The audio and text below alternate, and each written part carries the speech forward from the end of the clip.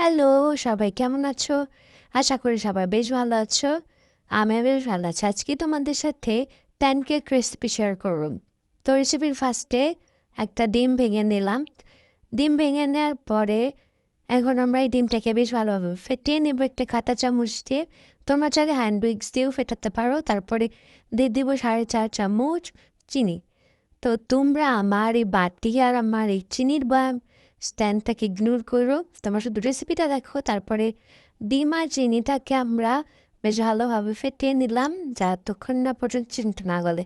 তারপর প্রত্যেক দিনের রান্নার তেল সয়াবিন তেল অথবা সাদা তেল দিয়ে দিবা। তারপরে দেখো এখানে আমি হাফ কাপ পরিমাণে আটা দিয়েছি, তোমরা এখানে চাইলে ময়দাও দিতে পারো। তো এখন আমি দিয়ে দিলাম বেকিং পাউডার। তো তোমরা এটা যে কোনো মুদির দোকানে পেয়ে যাবা। তারপরে বাবা মেশানোর পর আমি লেবুর রস দিয়েছি, তোমরা চাইলে ভ্যানিলা এসেন্সও দিতে পারো।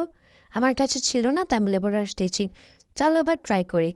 আজকে এই ভিডিও যদি তোমাদের ভালো লাগে তাহলে তোমরা আমাকে একটা লাইক আর সাবস্ক্রাইব করে দিও। তো দেখো এখন ট্রাই করতেছি, খেতে কিন্তু অনেক মজা হয়েছে, অনেক সফট গাইস। একবার হইলেও ট্রাই করো। আর বাই। খাইতে তো অনেকই মজা হয়েছিলেন। বাই।